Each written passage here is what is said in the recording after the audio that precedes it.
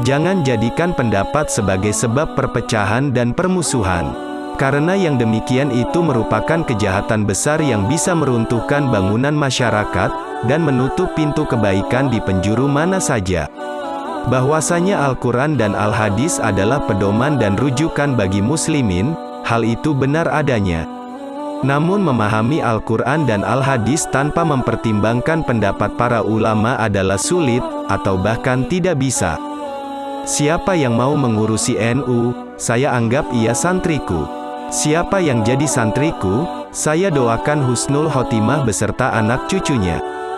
Dakwah dengan cara memusuhi ibarat orang membangun kota, tetapi merobohkan istananya.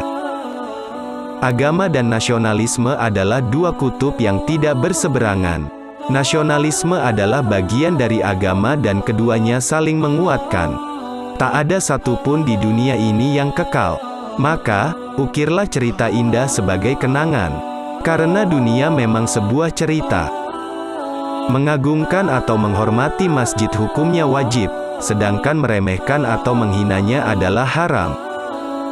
Hendaknya segera mempergunakan masa muda dan umurnya untuk memperoleh ilmu, tanpa terpedaya oleh rayuan, menunda-nunda, dan berangan-angan panjang, sebab setiap detik yang terlewatkan dari umur tidak akan tergantikan.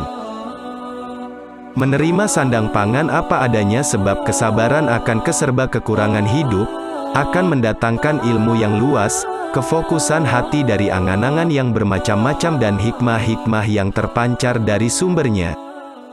Pandai membagi waktu dan memanfaatkan sisa umur yang paling berharga itu.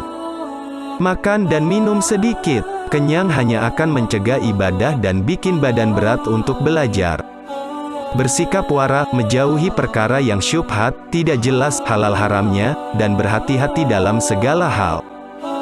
Meninggalkan pergaulan karena hal itu merupakan hal terpenting yang seyogyanya dilakukan pencari ilmu, terutama pergaulan dengan lain jenis dan ketika pergaulan lebih banyak main-mainnya dan tidak mendewasakan pikiran. Watak manusia itu seperti pencuri ulung, meniru perilaku orang lain dengan cepat, dan efek pergaulan adalah ketersia-siaan umur tanpa guna dan hilang agama bila bergaul dengan orang yang bukan ahli agama. Jika seorang pelajar butuh orang lain yang bisa dia temani, maka hendaknya dia jadi teman yang baik, kuat agamanya, bertakwa, wara, bersih hatinya, banyak kebaikannya, baik harga dirinya, muruah, dan tidak banyak bersengketa. Bila teman tersebut lupa dia ingatkan dan bila sudah sadar maka dia tolong.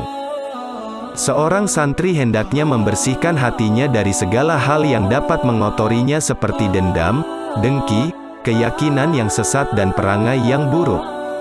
Hendaknya memiliki niat yang baik dalam mencari ilmu, yaitu dengan bermaksud mendapatkan ridho Allah, mengamalkan ilmu, menghidupkan syariah Islam, menerangi hati dan mengindahkannya dan mendekatkan diri kepada Allah.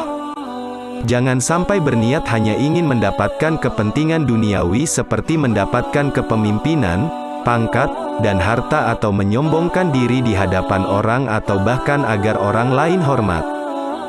Sesungguhnya perpecahan, pertikaian, saling menghina dan fanatik mazhab adalah musibah yang nyata dan kerugian yang besar.